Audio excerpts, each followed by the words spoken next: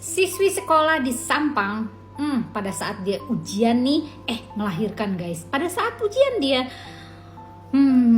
kasihan juga sih kalau dilihat-lihat. Tapi gimana hasilnya kalau kayak begini? Apa tindakan sekolah dan apa yang harus diambil langkah ke depannya? Oke, dengarkan baik-baik. Melahirkan adalah sebuah proses kelahiran, yaitu dari mana asalnya bisa sampai dia hamil, seperti itu.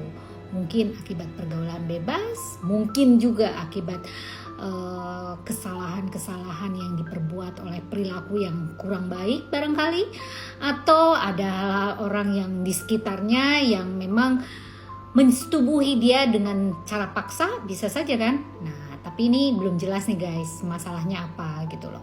Namun usut punya usut, ternyata anak ini bersembunyi di balik semua keresahan ini gitu loh, keganjilan ini.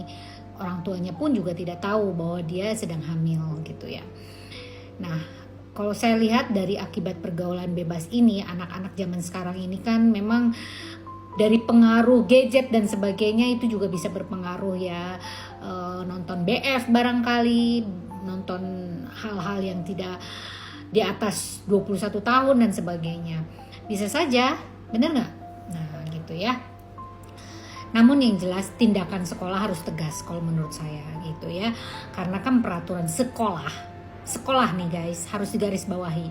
Tidak boleh seorang siswi hamil, melahirkan dan sebagainya. Karena dalam tahap sekolah itu tidak dibolehkan untuk adanya pernikahan dan sebagainya.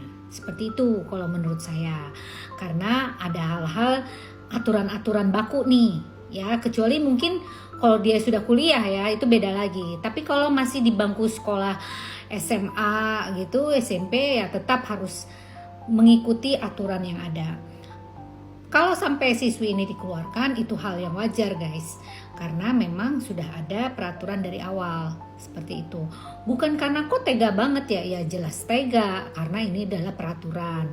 Bagaimanapun juga seharusnya siswi bisa menahan diri dalam arti baik pergaulan, baik secara akademik, secara fisikal dan sebagainya. Kita harus bisa menempatkan diri kita di mana gitu loh.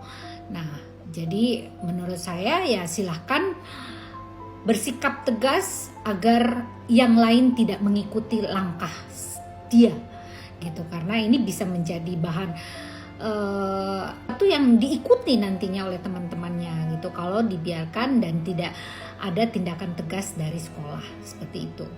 Karena saya juga bagian dari kurikulum pendidikan, saya tahu bagaimana aturan sekolah itu membuat bahwa siswi yang masih terikat dalam sekolah, pelajar, ya dia tidak boleh adanya kehamilan, pernikahan dan sebagainya. Seperti itu ya.